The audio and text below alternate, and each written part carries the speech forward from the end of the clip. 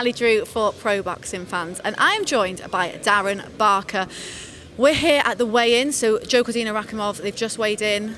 What do you make of it? What do you make of it? It was intense at that face-off. Well, that's the word there. It was very intense. But I said it there. I mean, if that doesn't get the juices flowing, what I loved about that was just the intensity, like you say, that you could just see the will to win that fight between the two of them. You don't need pushing and shoving and all this bad mouthing at weigh-ins. I think that is enough for me as a fan of the sport. Just to see that fire in the eyes between the two fighters was brilliant. I mean, I had goosebumps. I'm not just saying that, I genuinely had goosebumps. I love this sport, and when I see something like that, I've absolutely no doubt after seeing that tomorrow will deliver.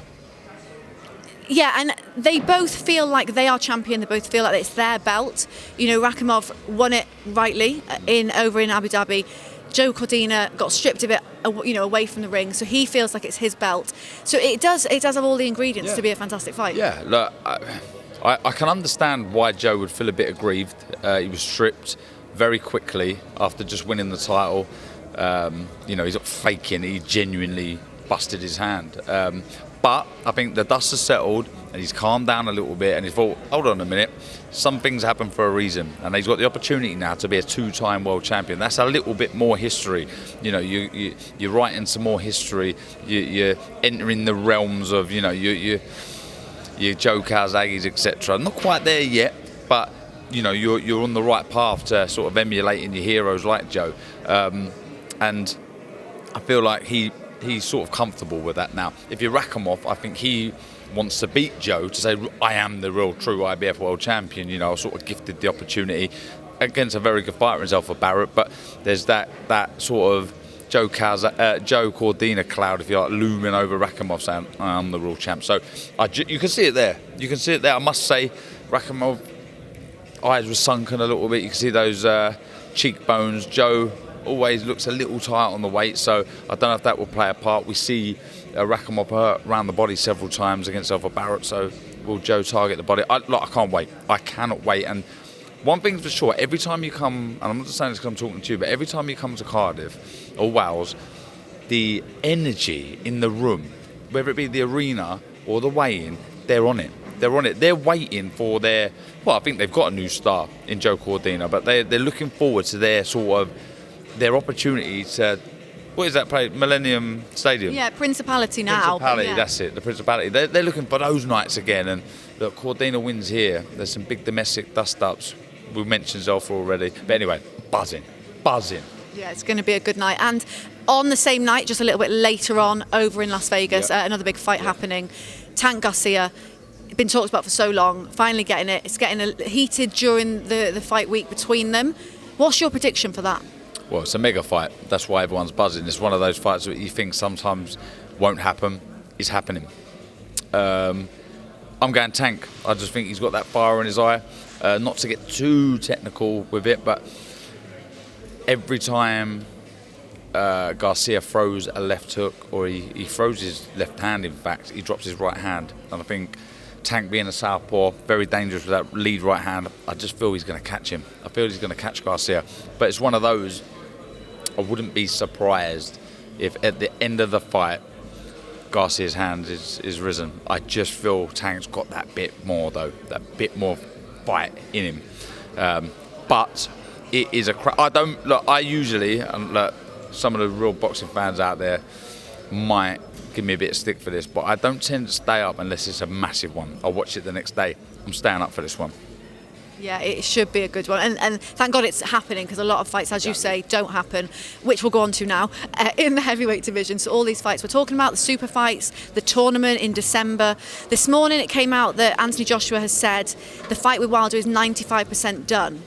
Not really sure what that means, but in terms of where you see it, do you feel like that fight's going to happen in December? And do you think it's going to be the super fight system that we're looking at? I think Eddie's alluded to it, and when I see him yesterday off air, just sat down with him, he was saying, they're talking about it. He's got meetings, regards the competition. Look, with that much money flying around, and it seems to me that all the fighters have the desire to make the mini tournament happen. Why wouldn't you, with that much money flying around? I think, I don't want to tempt fate here, but I think it could happen. I mean, can you imagine the energy just before the first bell of AJ Wilder? Can you imagine that? Honestly, can you imagine that? Just ridiculous. I don't want to get my hopes up. I'm not going to talk about it anymore. I don't want to get my hopes up, but I'm praying that happens. Do you think that if that fight happens in December, it would be sensible for AJ to have another fight in the summer based on the performance that we last saw? Yeah, I do. And you'd want Wilder to sit on his hands. I don't think you want Wilder to fight again because he's only had that one-round destruction against Hellenius last time out. So he wouldn't have really got his timing in his distance, which is crucial for someone like Wilder. When you're a big puncher, you want to get close and like I say, you need your time and a distance, and you get that through activity. You get that through fighting under those bright lights on the night. He's only had one round, less than one round. So AJ will, in my opinion, would like him not to fight again. And if I'm AJ, I'd like another fight. Ideally, I'd like to get a little stoppage, a knockout, get them in that confidence back. And he's going to need it against Wilder because he's just a danger, man. I don't care what's happened in those fights against Fury. He's still a big punching nightmare. And the fight that on the other side of the heavyweights, Tyson Fury, obviously that could be the Usyk fight. But in the meantime, he's saying he's got a fight imminent, July time. The word is that it's Ruiz, Andy Ruiz. What do you make of that fight, and how do you think it goes? Yeah, fair play. I think Fury beats him comfortably. I can't really argue with that. As long as it paves its way to that mini. As long as we still get the tournament. As long as we get the tournament, I don't mind. AJ fighting Dillian White.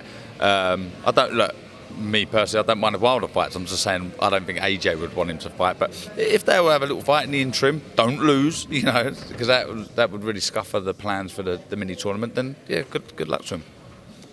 In the heavyweight division, still just a little word on the Joe Joyce performance that we saw last week against Zhang. If you were him, would you take the immediate rematch? Yeah, I would. I wouldn't want that defeat looming over me. I would. I don't know if stylistically he can find a way to beat Zhang. I'm not sure. I think that style is effective. Joe Joyce's style is effective to a level. You can't be ploughing forward with not much real thought and disregard to the shots coming your way. You've got to be moving. You've got to be slipping and sliding and flying. You've got to be switched on. You've got to be smart, and he wasn't in that fight. And is there more to come from Joe? I don't know. Well, a busy night for you tomorrow night. Yes. On all the undercards, and you're doing the before the bell. Every fight. I'm doing every fight. You're doing every single one. I love it though. I love it. Give me more. You're going to fly straight after, fly over to Vegas. Yeah, I'm all over it. I'm all over it. Well, thanks for your time, Darren, and enjoy tomorrow night. Always a pleasure. Always a pleasure.